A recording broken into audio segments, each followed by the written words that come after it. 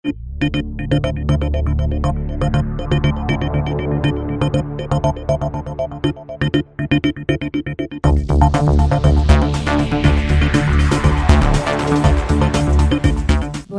tarde, meu nome é Elise Gonçalves, eu trabalho no Ministério do Planejamento, na área de dados abertos e serviços públicos digitais, no Departamento de Governo Digital. Você poderia passar o controle, Renato? Bom, em primeiro lugar, boa tarde, eu gostaria de agradecer também o convite de estar aqui na palestra. Bem, a ideia aqui é falar um pouco sobre a abertura de dados no Brasil. Eu não sei se todo mundo sabe o que é um dado aberto, que ele é diferente só do dado tá disponível, mas eu vou tentar fazer um panorama e depois devo ficar aqui também um pouco para a parte das perguntas. Tá ligado aqui? Acho que, ok, foi. Bom, então, me aproveitando aqui da pesquisa do CETIC, hoje, aproximadamente metade dos domicílios já tem acesso à internet. Porque quando a gente está falando de abertura de dados, a gente pressupõe uma inclusão digital para que a pessoa, digamos assim, consiga ter o contato direto. Claro, o contato indireto, você vai poder ter a partir dos relatórios, das notícias que a imprensa gera, do conhecimento científico que é feito a partir disso. Mas para você, digamos assim, chegar no dado, é importante que o meio seja a internet. E uma coisa que é mais interessante ver, o acesso via celular, ele hoje está maior do que o acesso via computador, e se a gente pega a faixa de 16 a 24 anos, e de todas as classes sociais, coloca todo mundo junto, 86% deles acessou a internet nos 3 meses antes da pergunta da pesquisa. Isso serve principalmente para quem está em órgão público, para quem está em universidade, quem que é digamos assim, o grande público e como que isso vai gerar também uma demanda cada vez maior por dados melhores e também melhores serviços que sejam prestados também no meio digital. Então, isso é uma coisa interessante. A outra aqui, também aproveitando a pesquisa, no caso, a TIC, o governo eletrônico, ali no rodapé está errado, o que os órgãos normalmente disponibilizam nos seus portais? Então, em geral, são a parte de legislações, portarias, normativos, a parte de contratos, compras públicas, a lista de salários, servidores públicos, a prestação de contas, ali também tem a parte de serviços, e são informações muito ligadas a portais de transparência e acesso à informação e prestação de contas. E isso tem sido o que, tradicionalmente, muitos órgãos têm oferecido. E quando a gente vai para dado aberto, a gente sai radicalmente da parte da prestação de contas. Ela está presente, ela ajuda a melhorar a política pública, ela põe o bode na sala. Hoje de manhã, a gente estava no evento da Rede SIC, que é o Serviço de Informação ao Cidadão, e o pessoal da CGU estava falando, quando eles abriram os dados dos cartões corporativos, abriram. No primeiro ano passou, depois a imprensa descobriu, começou a fazer matéria. Uns 2 anos depois, diminuiu cerca de 20%, 25% os gastos, estabilizou num valor mais baixo. Então, a transparência, ela gera, sim, pode gerar, sim, mudanças no comportamento. Todos os pedidos também de acesso à informação, agora a CGU está compilando e está disponibilizando no acessoinformação.gov.br.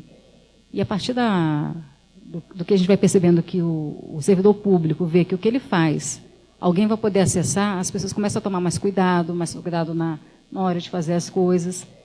E acho que aos poucos, a Lei de Acesso à Informação está fazendo 5 anos, mas normalmente se comemora quando a vigência, que foi um tempo depois, ela está mudando aos pouquinhos a cultura esse dado é meu, eu não posso passar esse dado, e acho que eventualmente a gente vai chegar na prática que realmente a informação é pública e o sigilo é exceção.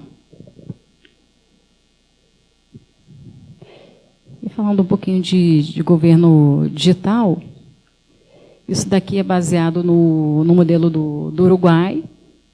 Então, o que eles colocam na política digital deles, na estratégia deles? Em vez de só ficar na coisa muito técnica, então qual que é o valor?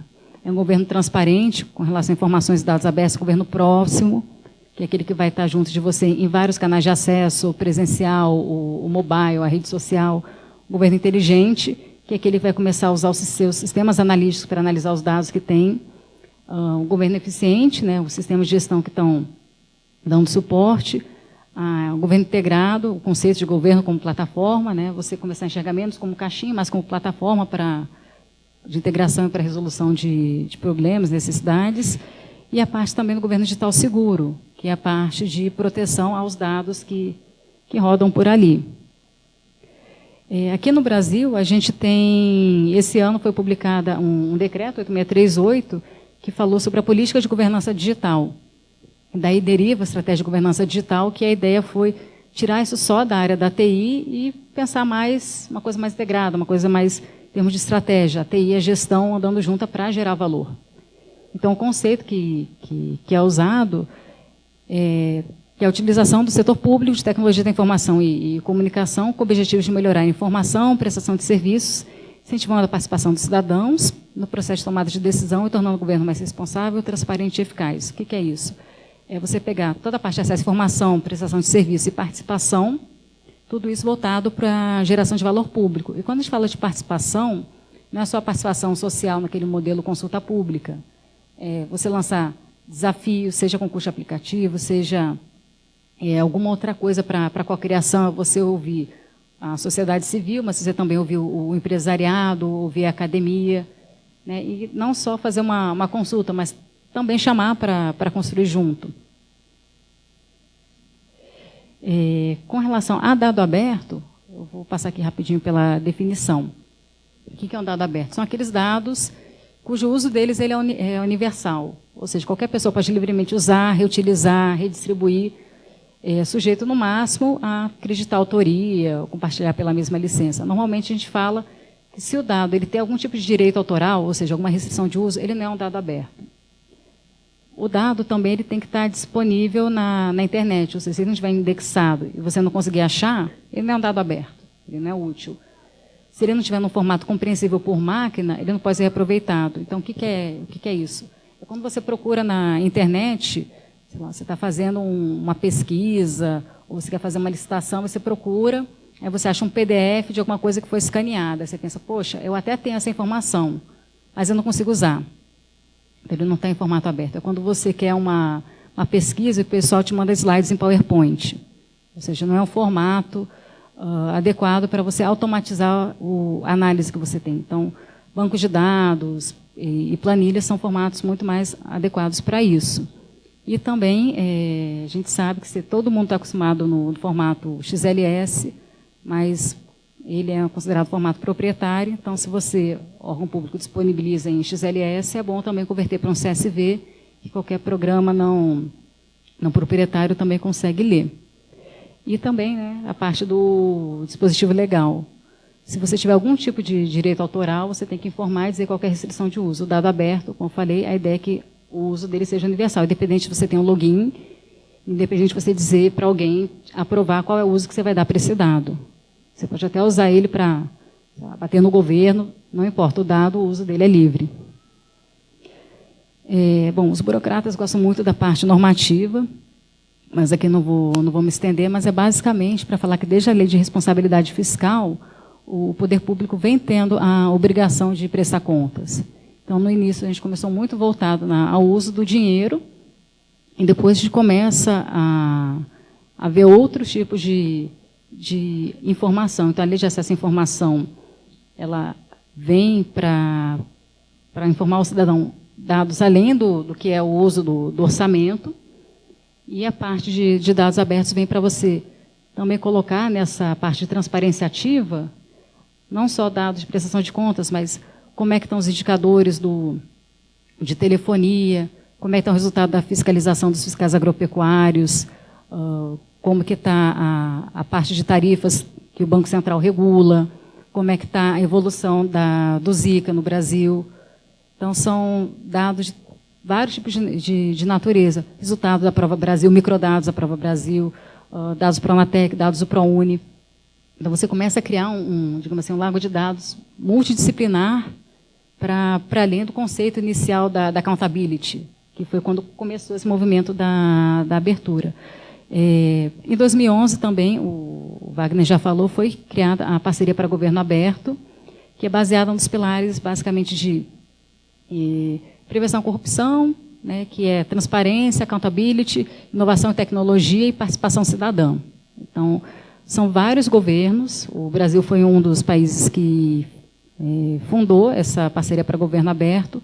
Então, de tempos em tempos, cada país ele é obrigado a fazer um plano de ação com compromissos dentro de governo aberto. Dados abertos, abertura de dados é uma dessas dimensões. O Brasil, esse ano, ele atrasou um pouco com relação à realização do seu plano de ação, por motivos, né, de transição política, mas o terceiro plano de ação para governo aberto ele está em consulta pública até dia 18 de novembro no Participa BR. Então, se alguém quiser olhar e contribuir para os compromissos para os próximos 2 anos do Brasil, é só acessar lá o Participa BR. E esse ano a gente conseguiu aprovar o decreto 8777 de 2016, que trata da política de dados abertos, que eu vou falar já já. Bom, aqui tem, vou falar rapidinho, a parte das estratégias para a política de dados abertos no Brasil. Uma delas, como eu acabei de falar, é a inclusão de compromissos na parceria para governo aberto. Então, compromissos da política, que participam muito ativamente do Ministério do Planejamento e a CGU, mas sempre tem alguma mesa da área de educação e da área de saúde que entram também nessa seara de dados. A gente tem feito articulação também com órgãos do governo federal, a gente tem feito treinamentos. Essa semana a gente começou um curso online, em parceria com a ENARP, de dados abertos, foram mais de 1.000 inscritos. Desses inscritos, cerca de 200 são de universidades e institutos federais de ensino, e aproximadamente 75% são de fora de Brasília. Então, a gente deve capacitar ao longo do mês mais ou menos 1.000 pessoas na elaboração de planos de dados abertos, e não só no governo federal, mas nos governos subnacionais e em outros poderes. Então, a ideia é isso, ampliar cada vez mais.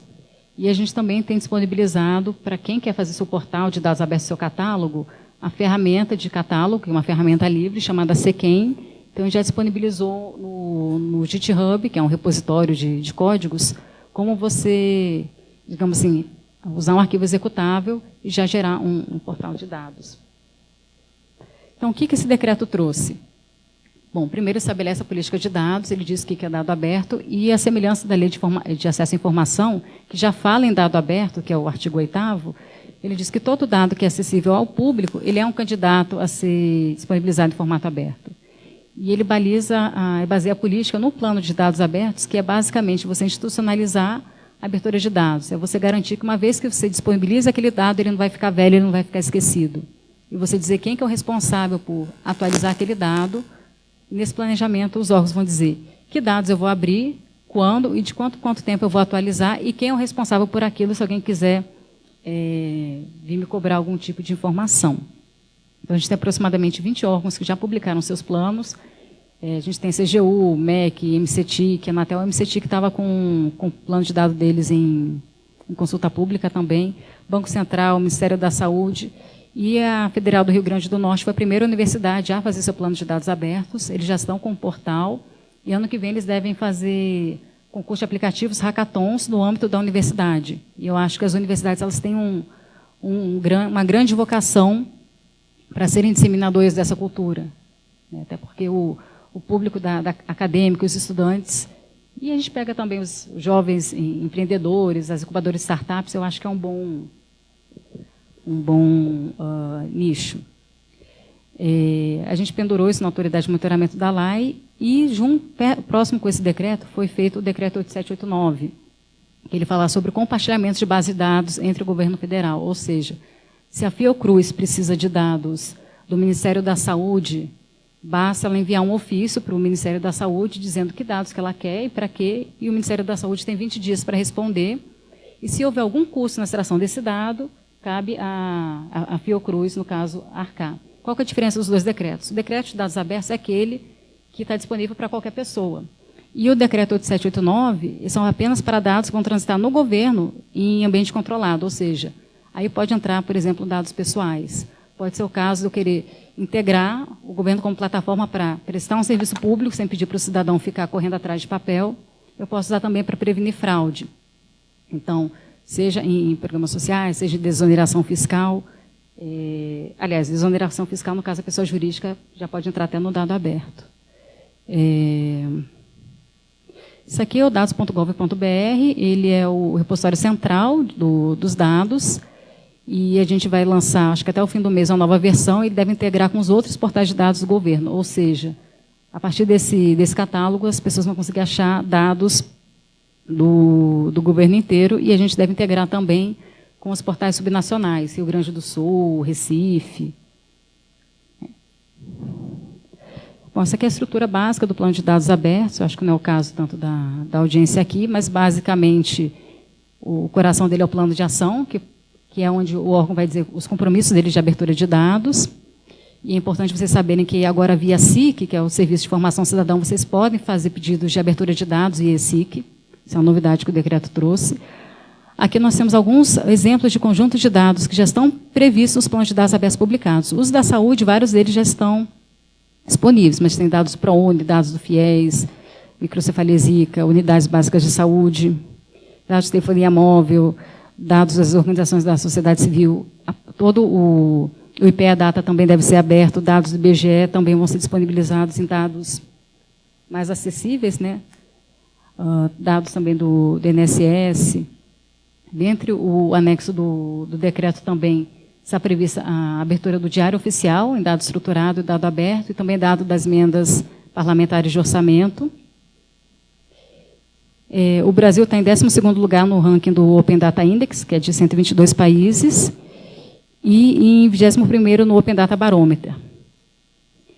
Aqui vou apresentar rapidinho alguns aplicativos que já são feitos com dados abertos. Essa é a experiência do Estadão, que ele pega dados das votações do Legislativo e fez o basômetro, que é basicamente para mostrar se o político está ou não votando com a base do governo. Então, você tem um visualizador e você vê se o pontinho azul, o amarelo, o vermelho, com quem que ele está votando, com a proposta, contra o governo, a favor do governo. E você pode ver, desde do governo Lula, do governo Dilma, eles estão atualizando. Reputação SA foi um aplicativo feito com dados das reclamações do PROCON.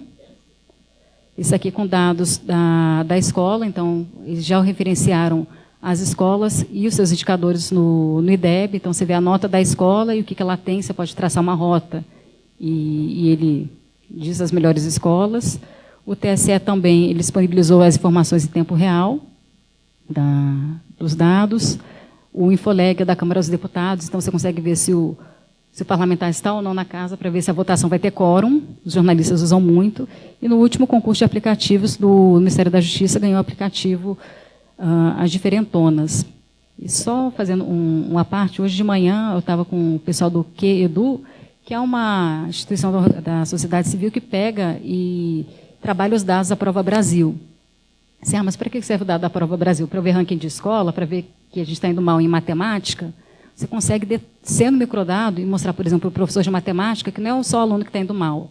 Você consegue dizer que ele está indo mal na área, por exemplo, de geometria, e que ele vai pior nas questões de cálculo de perímetro e melhor nas questões de cálculo de área de figuras planas. Então, fica muito mais fácil para você melhorar um plano de ensino da escola do que dizer se o aluno foi mal na escola. Então, quando disponibiliza os dados, a sociedade civil também consegue pegar isso e gerar informação. E também as empresas. Você pode ter uma empresa de consultoria que pega dados de fiscalização agropecuária, trabalha esses dados e vende para a indústria, para dizer qual é a área melhor, qual fornecedor melhor para você comprar sei lá, sua cana-de-açúcar. Ou se você é um banco e você quer dar crédito, você vai ver o que as prefeituras estão comprando de alimento, e quando o agricultor querer lá pedir crédito para plantar soja, você pode dizer, não, planta cenoura, porque é isso que o seu governo local está comprando. Então, quando disponibiliza dados, tem a parte da transparência, mas tem toda a parte de gerar valor, de gerar negócio. Não só para a academia, mas também para o setor produtivo, para as consultorias e para a imprensa. E, se alguém tiver algum tipo de questão, mandar para o contato@dados.gov.br e a gente responde.